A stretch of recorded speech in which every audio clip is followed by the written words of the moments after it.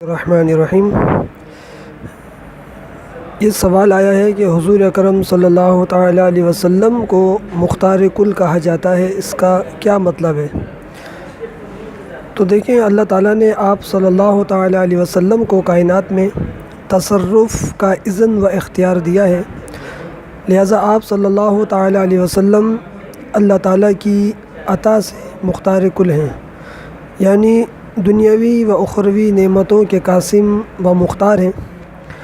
اور آسمان و زمین کے تمام خزانوں کی چابیاں آپ صلی اللہ تعالیٰ علیہ وسلم کو عطا فرمائی گئی ہیں۔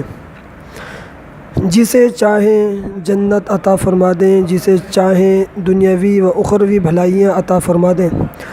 چاہیں تو چاند کے 2 ٹکڑے کر دیں، چاہیں تو پھر جوڑ دیں، ڈوبے ہوئے سورج کو پلٹا لیں۔ اسی لیے اللہ تعالیٰ نے قرآن مجید و فرقان حمید میں ارشاد فرمایا ہے، وَمَا تَشَاءُونَ إِلَّا أَن يَشَاءَ اللَّهُ،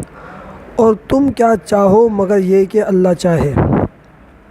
یعنی نبی کریم علیہ الصلوۃ والسلام کی چاہت،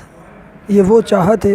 کہ جس کو اللہ تعالیٰ پورا فرماتا ہے، جو حضور چاہتے ہیں وہ اللہ تعالیٰ پورا فرما دیتا ہے، اور حضور وہی چاہتے ہیں جو اللہ کی چاہت ہے، یعنی تمام معجزات جن کا ظہور ہوا وہ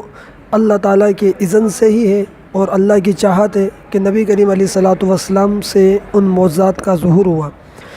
دوسرے مقام پر ارشاد باری تعالیٰ ہے، قُل لَا أَمْلِكُ لِنَفْسِي ضَرًّا وَلَا نَفْعًا إِلَّا مَا شَاءَ اللَّهُ، کہ اے محبوب تم فرماؤ، میں اپنی جان کے بھلے برے کا ذاتی اختیار نہیں رکھتا مگر جو اللہ چاہے۔ یعنی نبی کریم علیہ الصلوۃ والسلام کا یہ فرمان اس بات پر ہے کہ حضور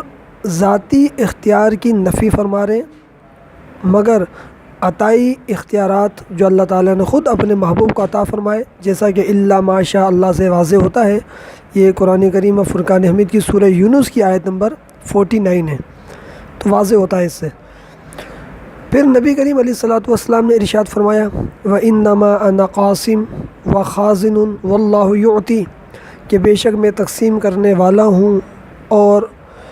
خزانوں کا امانت دار ہوں، اور اللہ تعالیٰ ہی مجھے عطا فرماتا ہے۔ وَاللَّهُ يُعْطِي، اللہ تعالیٰ مجھے عطا فرماتا ہے۔ اور دوسرے مقام پر نبی کریم علیہ الصلوۃ والسلام نے ارشاد فرمایا، وَإِنِّي أُعْطِيتُ مَفَاتِيحَ خَزَائِنِ الْأَرْضِ، اور مجھے زمین کے خزانوں کی کنجیاں عطا فرمائی گئی ہیں۔ یہ فرمانین مصطفیٰ صلی اللہ تعالیٰ علیہ وسلم نبی کریم علیہ الصلوۃ والسلام کے اذن اور اختیارات پر دلالت کرتے ہیں، اسی لیے ہم نبی کریم علیہ الصلوۃ والسلام کو مختار کل کہتے ہیں۔ انشاءاللہ دوسرے سوال کا جواب میں بعد میں دوں گا۔